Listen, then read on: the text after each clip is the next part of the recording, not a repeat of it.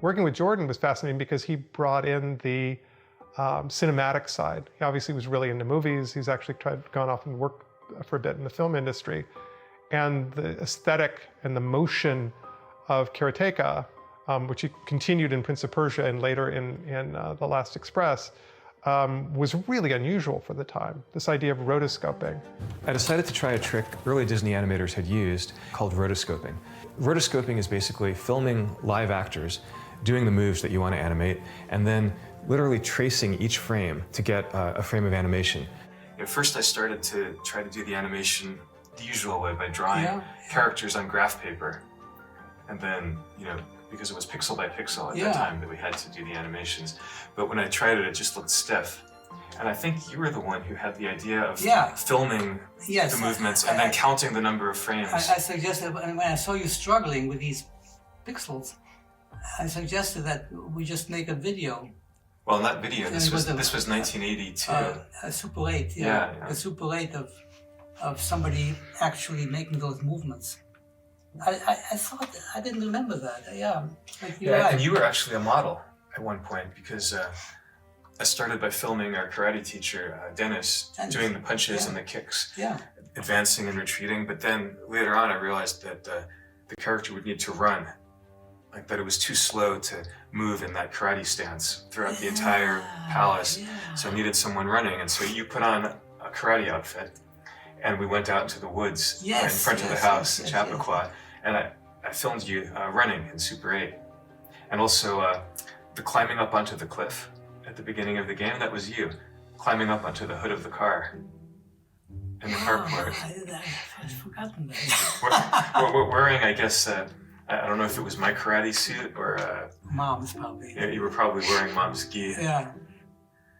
And you had never taken karate lessons, but you did the running. Yeah, so what I did was I put that Super 8 roll of film on the Moviola, which was, it was a screen with a rear projection, and you could turn the crank and stop on a particular frame, and then I would put a piece of tracing paper, I would scotch tape it to the screen and trace the outline of the character with a pencil, and then wind it a couple of frames ahead and then do the same thing. So I ended up with all these little sheets of tracing paper with outlines. That was a breakthrough actually in video game technology, because nobody had done that before you. I mean, it really goes all the way back to silent film. I mean, I found out later that the early animators had done this. In Snow White, Disney's animators had actually, not for the dwarfs and the animals, but for Snow White and the prince, the more human characters. It's kind of an obvious idea because everybody knows that real live movements are totally different from what a cartoonist would draw. I mean, there are very subtle rhythms and speed changes that define a human movement, a movement of a live organism as opposed to the movement of an imagined organism. Well, and also there's so many complexities, there's things that you wouldn't imagine, like the way that you kind of throw an arm awkwardly over one shoulder to compensate for the change in balance. Correct. It's like when you see it, it looks natural, but if you're just trying to reconstruct in your head what someone does, for example, when they turn around while running, you wouldn't think of that. And also we make adjustments of the angle at which we hold the body depending on the speed with which we're moving so that we don't tilt over. Yeah. And those adjustments are very critical to the realism of the movement. Yeah, and in Karateka it's very subtle, but there's a low kick, a middle kick, and a high kick. I know. And I remember the frame of the high kick, the fighter leans back, and also the arm goes back, and that's something, I remember that because I had to draw that frame and use it so many times. For 2 years I was staring at that frame, but in the beginning when I tried to do a frame of a high kick, it was more like idealized. Yeah. You didn't realize that the body would have to lean quite that far back. That's fascinating. This took a very long time. It was an incredibly laborious process. It took me months to go through all these steps just to get to the point of doing the first animation test. But I can still remember the thrill that I felt on seeing that little figure moving across the screen. It was the illusion of life. It was everything I'd hoped for.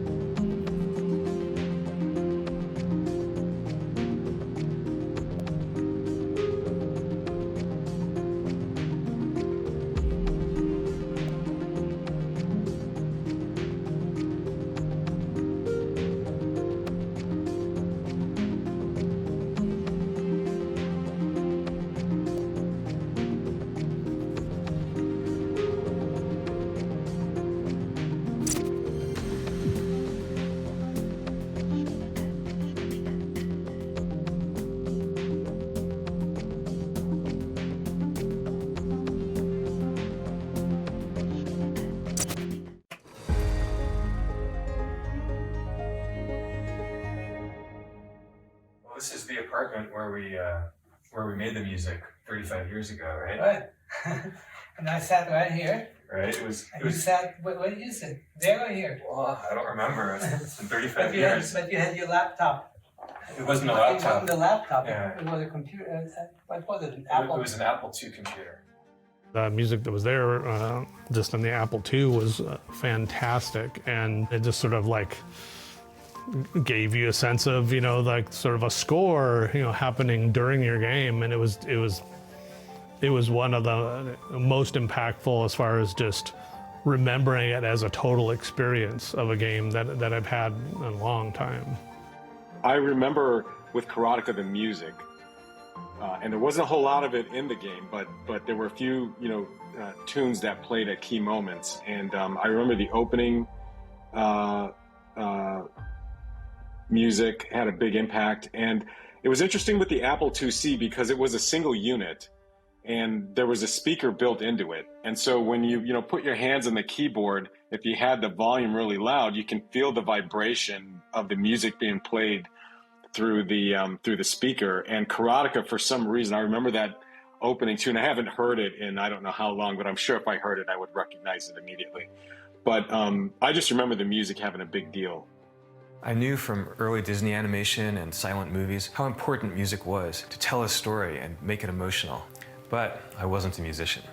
So I turned to my dad. He was a businessman, not a professional musician, but he was a really good classical pianist.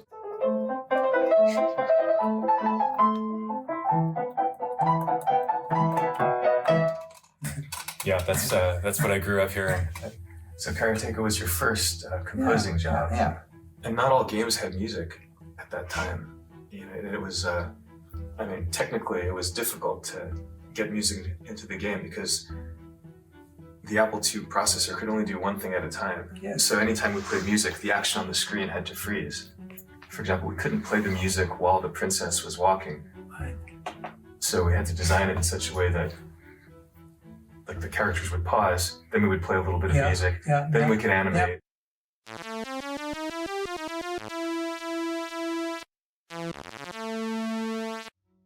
But it was worth it because the music added drama. Even the idea of using music in a video game was novel at that time. I even observed to you that none of these games use music. They have clicks, and they have loud clicks and soft clicks, and sometimes they had beeps, but they never had music. Yeah, that's right. On the Apple, it had a speaker that could only do beeps. We had that conversation. Can these beeps be turned into music? And then you explained to me that every beep had a range of frequencies and could be tuned to any particular frequency. So I said, well, why not have a series of beeps that are tuned to notes? And then you have music. Of course, when he agreed to compose the music for Karateka, I'm not sure he really understood just how severe the technical limitations of the Apple II were. This was before sound cards. There is one memory location that if you accessed it, it would go. And that's what you had to make sound with. That's how you made sound effects, that's how you made music. You just did that faster or slower. He'd write out the themes for Mariko and the hero and Akuma on sheet music, and I'd calculate the hexadecimal note values and type them into the computer. I remember playing the music back for him, and he'd say, well, this note here it's a little bit sharp, and I'd bring it down one, and he'd say, well, now it's a half tone too flat, and so I'd bring it up one, and then he'd say, well, now it's a quarter tone sharp, and I'd say, Dad, this is a computer. It's a number from 0 to 255. There's nothing in between. I was trying to remember,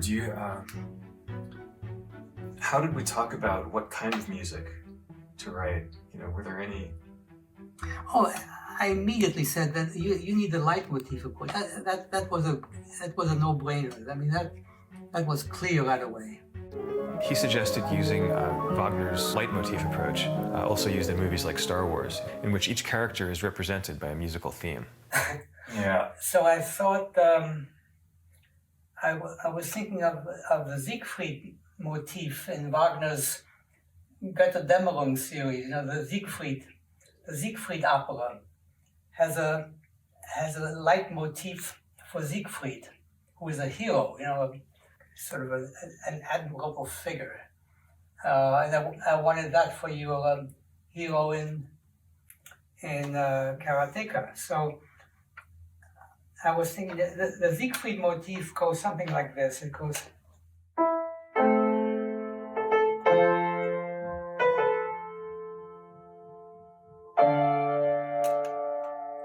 And then it goes in.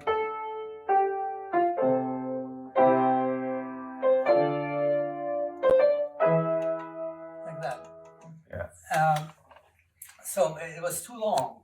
It had to be short for Karateka. So I tried to abbreviate it.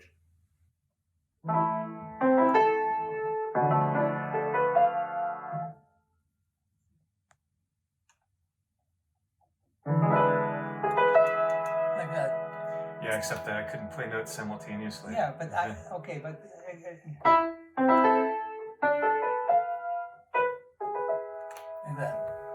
So that's sort of a takeoff on the Siegfried theme. It always sounded great when you played it on the piano, but then when I translated it to the Apple II, Well, it was... it sounded pretty good, actually.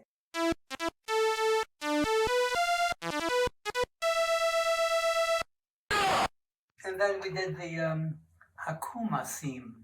It has to be sort of a menacing.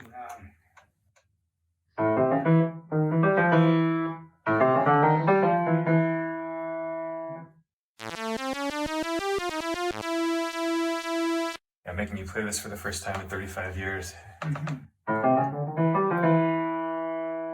And then the danger theme, which is sort of related to Akuma. So we used this. I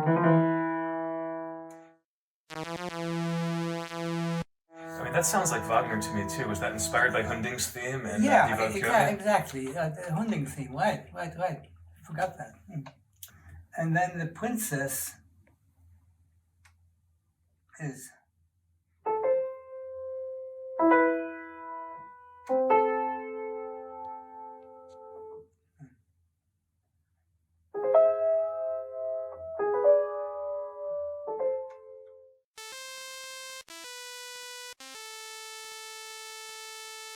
I thought the music was played at the right moments. Like it was all set up very dramatically, you know, to play on the story that I think was being implied. And, you know, to me, it sort of was a precursor to all the stuff that came later. But yeah, for Karateka, we had the hero's theme, and then the villain Akuma's theme, and then the princess's theme. Right. Just very strong flavors. Yeah, but you know what you're reminding me of is how new that idea was at that time. You know, the very idea, the very possibility of having music in a video game, where there are no notes available, where you can only have one beep at a time. It's not obvious that can be turned into music. You know. And it was important for creating the mood. When you have characters who are 40 pixels high, you don't have camera angles, you don't have lighting, but you want to show that this one is the villain, and you know, this one is the princess in distress. You know, the music, just like, even if it's just a few notes and you don't really have orchestration, it tells you right away who's who. So it's amazing what we accomplished with that. You know, really.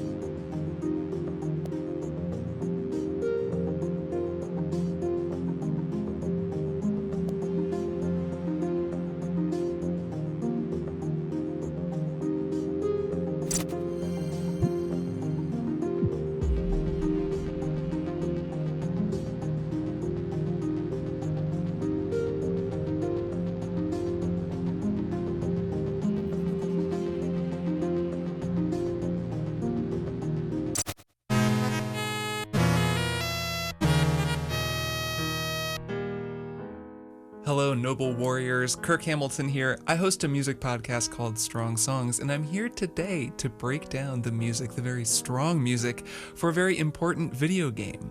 This music, composed by the great Francis Mechner, wound up setting the template for a lot of video game music that would come in the decades after it, but this game was one of the first. Of course, the music I'm talking about is the music for the game that you are all now playing, Jordan Mechner's 1984 martial arts adventure, Karateka.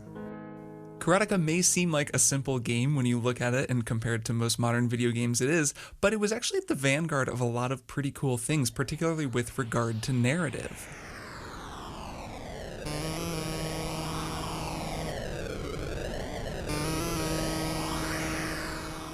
You play as a lone hero trying to rescue the Princess Mariko from the evil Akuma, and as you make your way toward her and toward your final showdown with Akuma, he dispatches different enemies toward you. Sometimes his hawk comes and attacks you. And there's kind of this sense of narrative unfolding over the course of the game.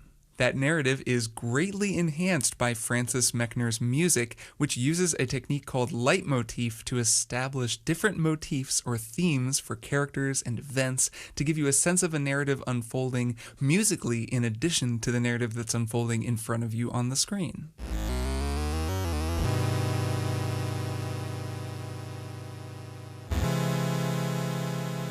Leitmotif is most commonly associated with the mid-19th century operas of Richard Wagner. That's why you will sometimes hear it referred to as Wagnerian leitmotif, though for our intents and purposes I'm mostly just going to call them motifs. So we're going to get into those motifs here, and I'm going to hopefully help explain how they're working musically, which will then explain how they're working in terms of the game's narrative and the sort of overall flow of Karateka, helping tell that story and build that narrative. My goal is that when you play the game after having listened to this, you'll have a kind of clearer sense of those motifs and how they're working in the service of the narrative, and that more broadly you'll have a better sense of leitmotif in general, because it's not just in this game, it turns up all over the place. It's a really cool concept, and it lets you kind of unlock the musical storytelling that's going on in a lot of different art across the artistic spectrum.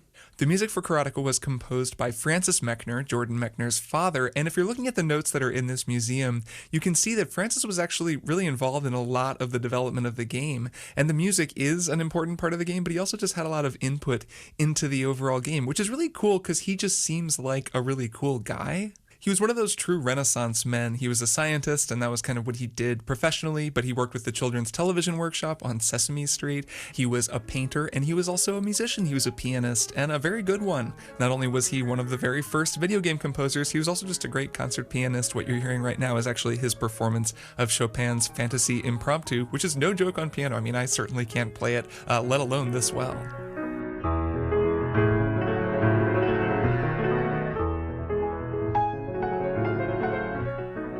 Mechner was coming from the world of classical music when he wrote the motifs for Karateka, and you can hear that in the music. It is unusual. You don't hear these kinds of harmonies in most video games, and that makes the Karateka soundtrack stand out even all these years later. So let's go through all these motifs. First of all, a note up front, I am using the Commodore 64 version of the soundtrack because that is richer, because the Commodore 64 was capable of more simultaneous pitches than the Apple II.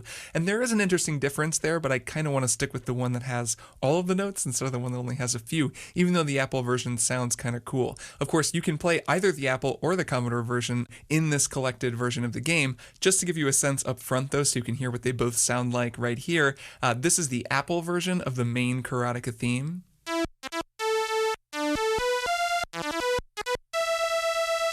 And this is the Commodore 64 version, which has way more notes, as you'll hear.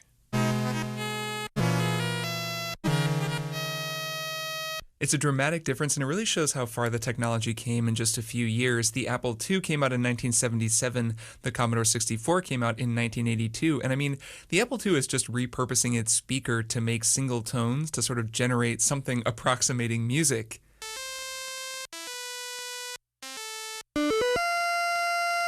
While the Commodore 64 had an onboard multi-timbral synthesizer, which means it could make multiple voices at once, it was designed to make music, and it gives a game composer so much more flexibility. Here's that same music on the Commodore.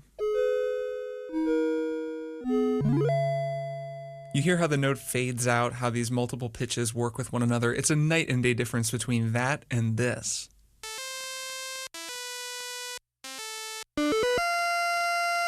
Now, I don't know if you noticed this, but the Commodore version is actually a little bit flat compared to the Apple version. That means the notes are a little bit lower. The Apple version is tuned to the A440 standard, which is the standard tuning for most instruments these days. The Commodore 64 version is a little bit flat. It's like, I don't know, 7 cents flat or something. So I have retuned my sampled piano so that I can play along with the Commodore version, and everything you're going to be hearing is a little bit under A440. So to those of you with perfect pitch listening to this, sorry. That main triumphant but minor keyed theme from Karateka is probably the most important single motif in this soundtrack. Just to run down the other ones, there is Akuma's theme. There's Mariko's theme, the captive princess theme.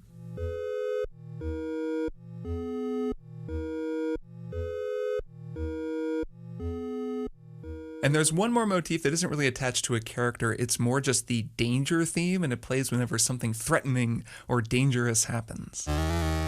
There's also a softer version that hints at the danger without being explicit. It's something that Jordan Mechner was clever about when he was implementing Francis's music. He used different waveforms for his synthesizers to get softer or harsher tones, which sometimes can be kind of jarring because he didn't have that much to work with, like even the Commodore's hardware wasn't that sophisticated, but it let him get very different textures out of a fairly limited overall sound palette. Like compare the very soft triangle or sine waves of the Princess theme with the much harsher kind of saw waves of that main Karateka theme. That kind of creative synthesizer orchestration turns up a lot in video games from this era, from the 1980s. I think it's really interesting because, you know, these composers and game developers weren't working with all that much. They couldn't have a whole orchestra, but they could manipulate the synthesizers to get these different tones, which gives you a sense that each piece is being played by a different instrument, even though, of course, they're all being played by the same instrument. The Commodore version of Karateka gets to experiment with that kind of orchestration right off the bat. During the opening text crawl on this version of the game, there's music behind it that actually opens with the sound of the wind, which is very dramatic. And then the music comes in, weaving together all of the motifs that you're about to hear in the game that you're about to play. It's very much in the mode of an opera's overture, which takes the same approach.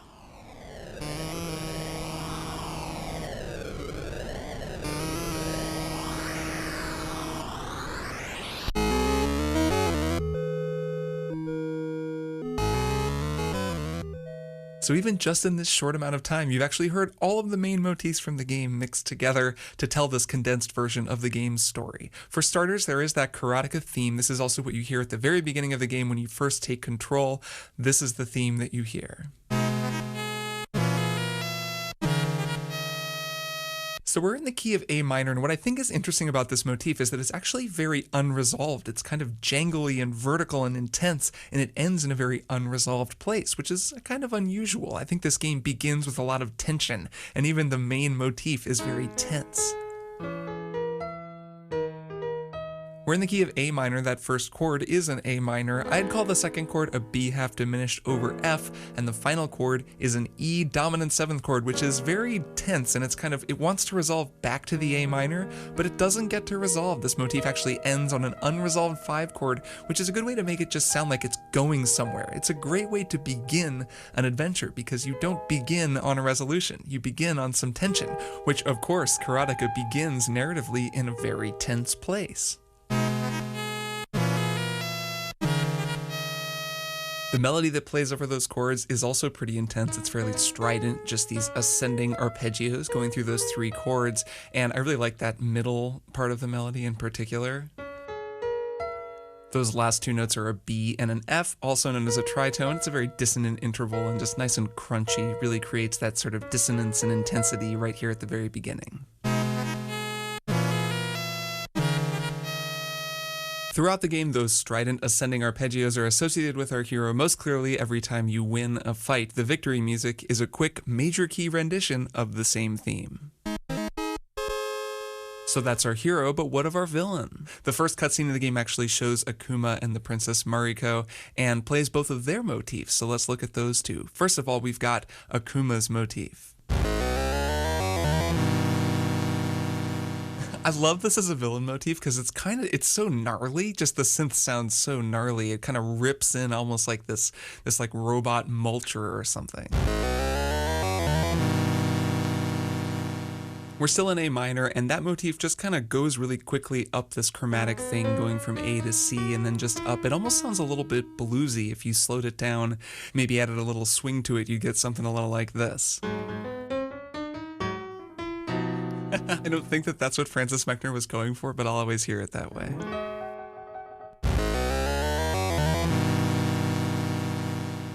Immediately after Akuma's theme in the opening cutscene, we hear the princess's theme because he is there with her, putting her in her prison cell.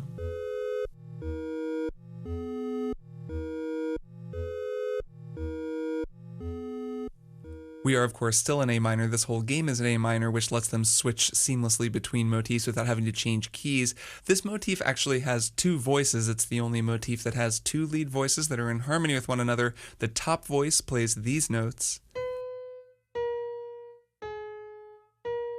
and the second voice plays these notes. So when you put them together, you get this.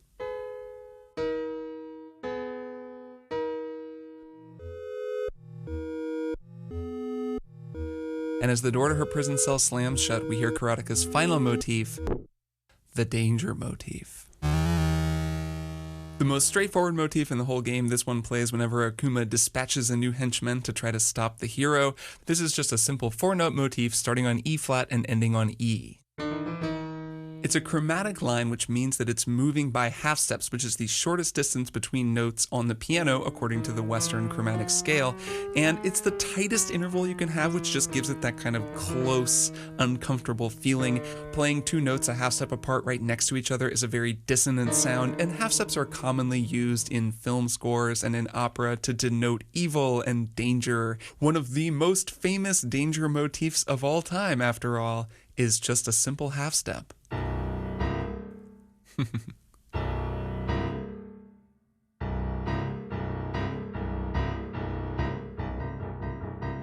Okay, you get it. With those motifs established, Karateka basically just follows that formula throughout the entire run of the game. There's no background music, it's just motifs, and you can follow the story very clearly along with the motifs. Whenever we see Akuma, we hear some version of Akuma's motif. Whenever we see the princess, we hear some version of the princess's motif. Whenever Akuma dispatches an enemy, we hear the danger motif. Whenever we see the hero, we hear the heroic motif. With all of those motifs in your ear, you can go back to the intro music that plays during the text crawl in the Commodore 64 version, and you can hear how Francis Mechner wove all of the different motifs together very clearly. We start with the danger theme, then Akuma's theme and the hero's theme play at the same time, with the princess's theme after.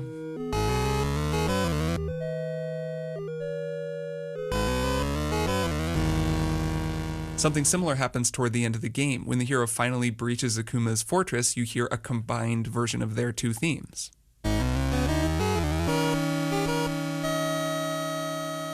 When he reaches the princess's cell and faces off against Akuma, you hear something very similar. Musically, the two motifs are at battle with one another, just like the two characters are at battle on the screen. The princess is also there in the background, and her motif takes a similar place in the musical arrangement.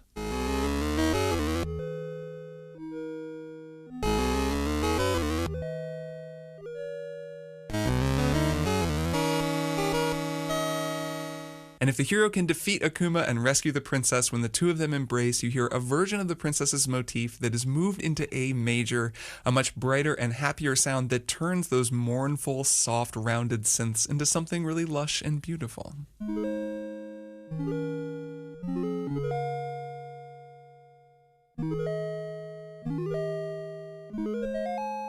Secure in our happy ending, we get a final little epilogue. Some text comes up on the screen, and as it does, Mechner's most complex music actually begins to play. This is different than the music that's played throughout the rest of the game, and while it contains elements of some of the other motifs, it's really just a lovely composition by Francis Mechner.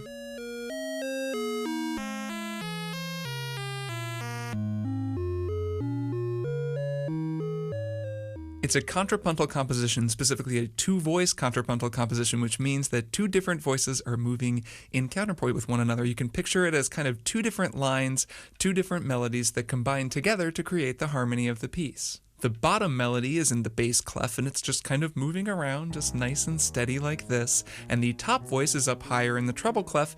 It's a little bit jumpier. There are larger spaces in between the intervals that are playing, and between the two voices, they imply this nice chord progression that kind of goes from A major to C sharp to F sharp minor, moves back and forth, changes keys quite a bit. It's got that nice B half diminished chord from the original Karateka motif, and it's just a nice rolling musical coda at the end of our adventure.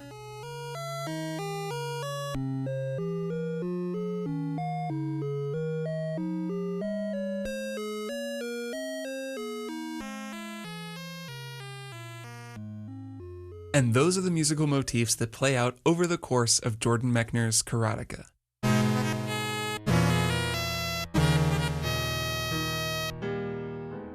From his strident heroic anthem to his crushing chromatic villains theme, Francis Mechner admirably combined Wagnerian leitmotif with the limitations of 1980s computer sound hardware to help set the precedent for a generation of video game composers while telling a musical story unlike any that had been told before.